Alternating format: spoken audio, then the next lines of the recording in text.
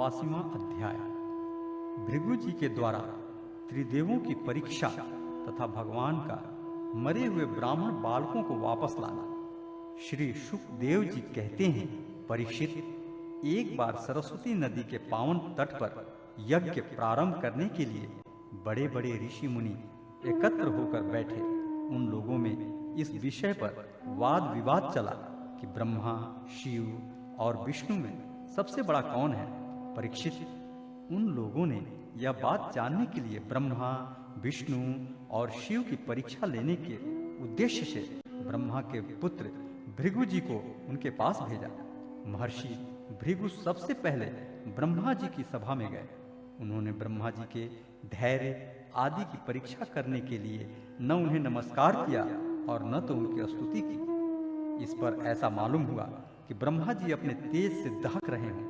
उन्हें क्रोध आ गया, परंतु जब समर्थ ब्रह्मा जी ने देखा कि यह तो मेरा पुत्र ही है, तब अपने मन में उठे हुए क्रोध को भीतर ही भीतर विवेक बुद्धि से दबा दिया। ठीक वैसे ही जैसे कोई अरणि मंथन से उत्पन्न अग्नि को जल से बुझा दे।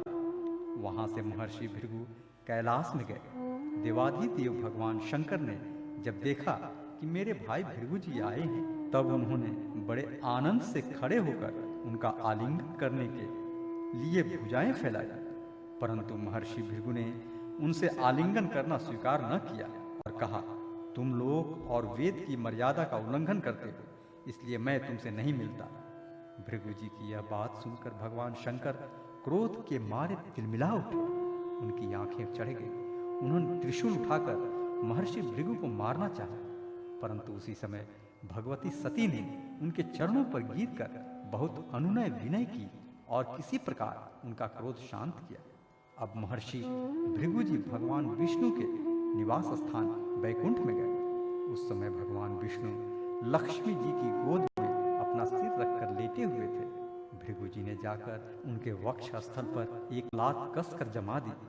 भक्त वत्सल भगवान विष्णु लक्ष्मी जी के साथ उठ बैठे और झटपट अपनी शैया से नीचे उतरकर मुनि को सिर झुकाया, प्रणाम किया। भगवान ने कहा, ब्रह्मन, आपका स्वागत है। आप भले पधारे। इस आसन पर बैठकर कुछ क्षण विश्राम कीजिए। प्रभु, मुझे आपके शुभागमन का पता न था, इसी से मैं आपकी अगवानी न कर सका। मेरा अपराध क्षमा कीजिए। महामुनि, आपके चरण कमल अत्यंत कोमल हैं।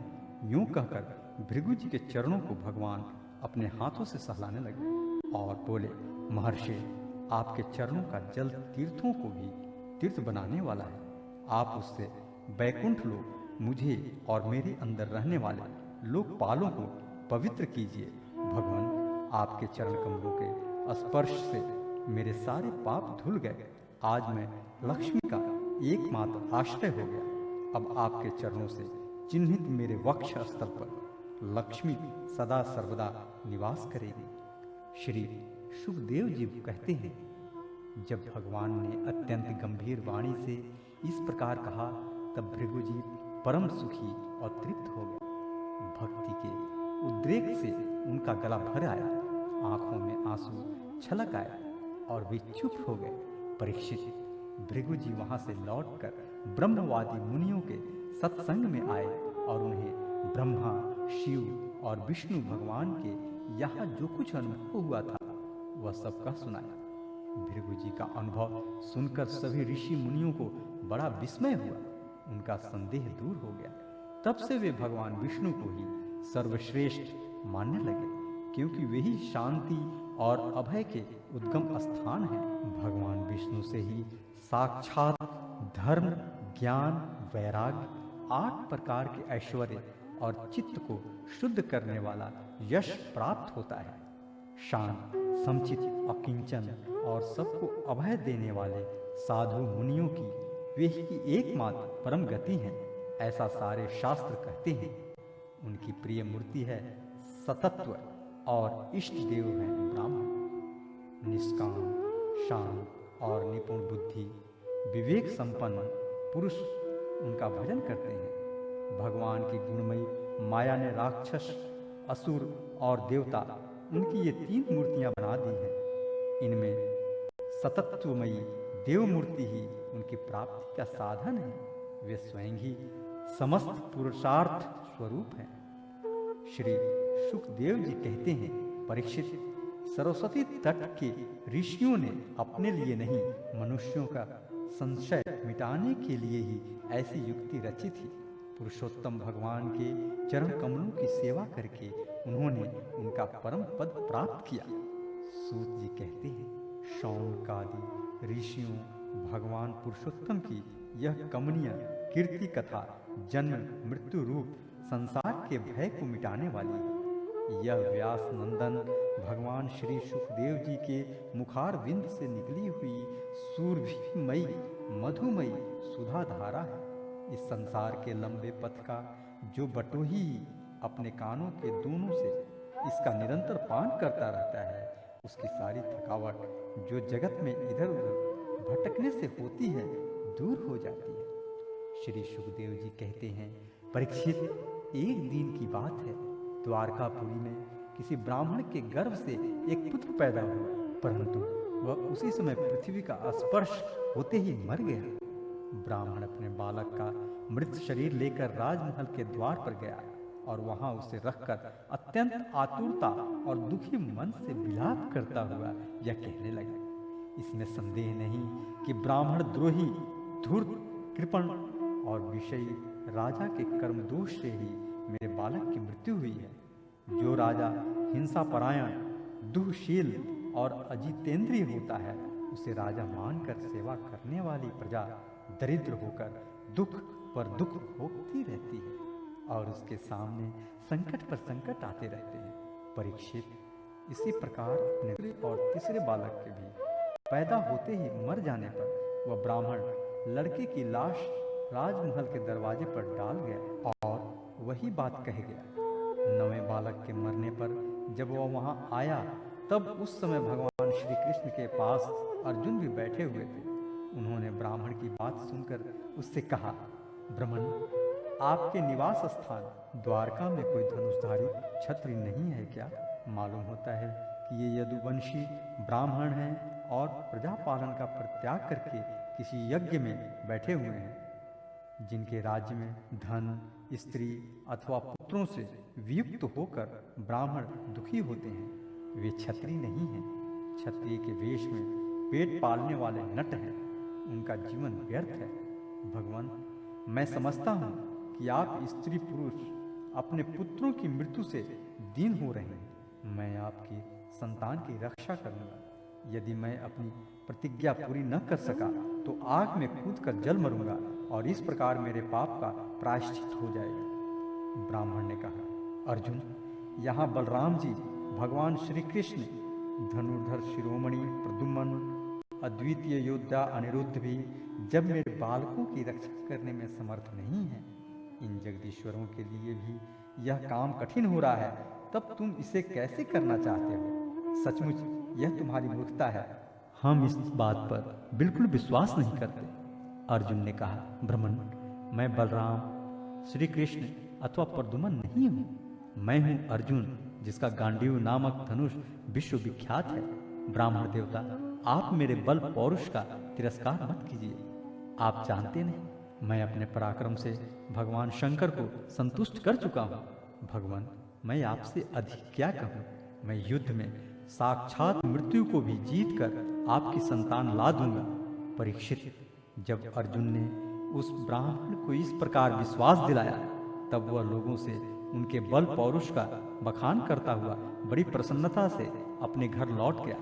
प्रसव का समय निकट आने पर ब्राह्मण आतुर होकर अर्जुन के पास आया और कहने लगा, इस बार तुम मेरे बच्चे को मृत्यु से बचा लो। यह सुनकर अर्जुन ने शुद्ध जल से आचमन किया तथा भगवान शंकर को नमस्कार किया। फिर दिव्य अस्त्रों का स्मरण किया और गांडीव धनुष पर डोरी चढ़ाकर उसे हाथ में ले लिया। अर्जुन ने बाणों को अनेक प्रकार के अस्त्र मंत्रों से अभिमंत्रित करके प्रसव गृह को चारों ओर से घेर दिया। इस प्रकार उन्होंने सूतिका गृह के ऊपर नीचे अगल बगल बाणों का एक पिंजड़ा सा बना दिया। इसके बाद ब्राह्मणी के गर्भ से एक शिशु पैदा हुआ, जो बार बार रो रहा था, परंतु देखते ही देखते वह सशरीर आकाश में अंतर्ध्यान हो गया। अब वह ब्राह्मण भगवान श्री कृष्ण के सामने ही अर्जुन की निंदा करने लगा। वह बोला, मेरी मूर्खता तो देखो, मैंने इस नपुंसक की डींग भरी बातों पर विश्वास कर लिया। भला जिसे प्रद्युम्न, अनिरुद्ध, यहाँ तक कि बलराम और भगवान श्री कृष्ण भी न बचा सके, उसकी रक्षा करने में और कौन समर्थ है? मिथ्यावादी अर्जुन को धिक्कार है। अपने मुंह अपनी बड़ाई करने वाले अर्जुन के धनुष को धिक्कार है। इसकी दुर्बुद्धि तो देखो, यह मूर्तावश उस बालक को लौटा लाना चाहता है जिसे प्रारब्ध ने हमसे अलग कर दिया है। जब वह ब्राह्मण इस प्रकार उन्हें भला बुरा कहने लगा, तब अर्जुन योग बल से तत्काल संयम मणिपुरी में गए, जहां भगवान यमराज निवास करते हैं। वहां उन्हें ब्राह्मण का बालक नहीं मिला। फिर वे शस्त्र लेकर क्रमशः इंद्र, अग्नि, निऋति, सोम, वायु और वरुण आदि की पुरियों में, अतल आदि नीचे के लोकों में, स्वर्ग से ऊपर के मरलोक आदि में एवं अन्यान्य स्थानों में गए, परंतु कहीं भी उन्हें ब्राह्मण का बालक न मिला। उनकी प्रतिज्ञा पूरी न हो सकी। अब उन्होंने अग्नि में प्रवेश करने का विचार किया, परंतु भगवान श्री कृष्ण ने उन्हें ऐसा करने से रोकते हुए कहा, भाई अर्जुन, तुम अपने आप अपना तिरस्कार मत करो। मैं तुम्हें ब्राह्मण के सब बालक अभी दिखाई देता हूँ। आज जो लोग तुम्हारी निंदा कर रहे हैं, वे ही फिर हम लोगों की निर्मल कीर्ति की स्थापना करेंगे। सर्वशक्तिमान भगवान श्री कृष्ण इस प्रकार समझा बुझाकर अर्जुन के साथ अपने दिव्य रथ पर सवार हुए और पश्चिम दिशा को प्रस्थान किया। उन्होंने 7 पर्वतों वाले 7 द्वीप, 7 समुद्र और लोकालोक पर्वत को लांघकर घोर अंधकार में प्रवेश किया।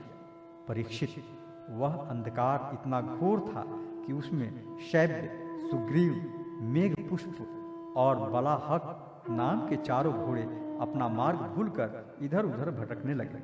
उन्हें कुछ सूझता ही न था।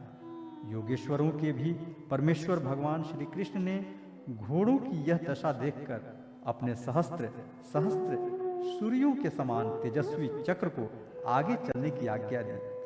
सुदर्शन चक्र अपने ज्योतिर्मय तेज से स्वयं भगवान के द्वारा उत्पन्न उस घने एवं महान अंधकार को चीरता हुआ उनके समान तीव्र गति से आगे आगे चला। उस समय वह ऐसा जान पड़ता था मानो भगवान राम का बाण धनुष से छूटकर राक्षसों की सेना में प्रवेश कर रहा हो। इस प्रकार सुदर्शन चक्र के द्वारा बतलाए हुए मार्ग से चलकर रथ अंधकार की अंतिम सीमा पर पहुंचा। उस अंधकार के पार सर्वश्रेष्ठ, पारावार रहित, व्यापक परम ज्योति जगमगा रही थी। उसे देखकर अर्जुन की आंखें चौंधिया गई और उन्होंने विवश होकर अपने नेत्र बंद कर लिए। इसके बाद भगवान के रथ ने दिव्य जल राशि में प्रवेश किया। बड़ी तेज आंधी चलने के कारण उस जल में बड़ी बड़ी तरंगे उठ रही थी, जो बहुत ही भली मालूम होती थी। वहां एक बड़ा सुंदर महल था। उसमें मणियों के सहस्त्र खंभे चमक चमक कर उनकी शोभा बढ़ा रहे थे और उसके चारों ओर बड़ी उज्जवल ज्योति फैल रही थी। उसी महल में भगवान शेष जी विराजमान थे। उनका शरीर अत्यंत भयानक और अद्भुत था। उनके सहस्त्र सिर से और प्रत्येक फण पर सुंदर सुंदर मणियां जगमगा रही थी। प्रत्येक सिर में 2-2 नेत्र थे और वे बड़े ही भयंकर थे। उनका संपूर्ण शरीर कैलाश के समान श्वेत वर्ण का था और गला तथा जीभ नीले रंग की थी। परीक्षित, अर्जुन ने देखा कि शेष भगवान की सुखमय शैया पर सर्वव्यापक, महान, प्रभावशाली, परम पुरुषोत्तम भगवान विराजमान हैं। उनके शरीर की कांति वर्षाकालीन मेघ के समान श्यामल है। अत्यंत सुंदर पीला वस्त्र धारण किए हुए हैं। मुख पर प्रसन्नता खेल रही है और बड़े बड़े नेत्र बहुत ही सुहावने लगते हैं। बहुमूल्य मणियों से जड़ित मुकुट और कुंडलों की कांति से सहस्त्रों घुंघराली अलके चमक रही हैं। लंबी लंबी सुंदर 8 भुजाएं हैं। गले में कौस्तुभ मणि है, वक्ष स्थल पर श्री वत्स का चिन्ह है और घुटनों तक वनमाला लटक रही है। अर्जुन ने देखा कि उनके नंद सुनंद आदि अपने पार्षद, चक्र सुदर्शन आदि अपने मूर्तिमान आयुध तथा पुष्टि, श्री कीर्ति और अजा ये चारों शक्तियां एवं संपूर्ण रिद्धियां ब्रह्मादि लोकपालों के अधीश्वर भगवान की सेवा कर रही है। परीक्षित, भगवान श्री कृष्ण ने अपने ही स्वरूप श्री अनंत भगवान को प्रणाम किया। अर्जुन उनके दर्शन से कुछ भयभीत हो गए थे। श्री कृष्ण के बाद उन्होंने भी उनको प्रणाम किया और वे दोनों हाथ जोड़कर खड़े हो गए। अब ब्रह्मादि लोकपालों के स्वामी भूमा पुरुष ने मुस्कुराते हुए मधुर एवं गंभीर वाणी से बोला, श्री कृष्ण और अर्जुन, मैंने तुम दोनों को देखने के लिए ही ब्राह्मण के बालक अपने पास मांग लिए थे। तुम दोनों ने धर्म की रक्षा के लिए मेरी कलाओं के साथ पृथ्वी पर अवतार ग्रहण किया है। पृथ्वी के भार रूप दैत्यों का संहार करके शीघ्र से शीघ्र तुम लोग फिर मेरे पास लौट आओ। तुम दोनों ऋषि, वर, नर और नारायण हो। यद्यपि तुम पूर्ण काम और सर्वश्रेष्ठ हो, फिर भी जगत की स्थिति और लोक संग्रह के लिए धर्म का आचरण करो। जब भगवान भूमा पुरुष ने श्री कृष्ण और अर्जुन को इस प्रकार आदेश दिया, तब उन लोगों ने उसे स्वीकार करके उन्हें नमस्कार किया और बड़े आनंद के साथ ब्राह्मण बालकों को लेकर जिस रास्ते से जिस प्रकार आए थे, उसी से वैसे ही द्वारका में लौट आए। ब्राह्मण के बालक अपनी आयु के अनुसार बड़े बड़े हो गए थे। उनका रूप और आकृति वैसी ही थी जैसे उनके जन्म के समय थी। उन्हें भगवान श्री कृष्ण और अर्जुन ने उनके पिता को सौंप दिया। भगवान विष्णु के उस परम धाम को देखकर अर्जुन के आश्चर्य की सीमा न रही। उन्होंने ऐसा अनुभव किया कि जीवों में जो कुछ बल पौरुष है, वह सब भगवान श्री कृष्ण की ही कृपा का फल है। परीक्षित, भगवान ने और भी ऐसी अनेकों ऐश्वर्य और वीरता से परिपूर्ण लीलाएं की। लोक दृष्टि में साधारण लोगों के समान सांसारिक विषयों का भोग किया और बड़े बड़े महाराजाओं के समान श्रेष्ठ श्रेष्ठ यज्ञ किए। भगवान श्री कृष्ण ने आदर्श महापुरुषों का साथ आचरण करते हुए ब्राह्मण आदि समस्त प्रजा वर्गों के सारे मनोरथ पूर्ण किए। ठीक वैसे ही जैसे इंद्र प्रजा के लिए समयानुसार वर्षा करते हैं। उन्होंने बहुत से अधर्मी राजाओं को स्वयं मार डाला और बहुतों को अर्जुन आदि के द्वारा मरवा डाला। इस प्रकार धर्मराज, युधिष्ठिर आदि धार्मिक राजाओं से उन्होंने अनायास ही सारी पृथ्वी में धर्म मर्यादा की स्थापना करा दी।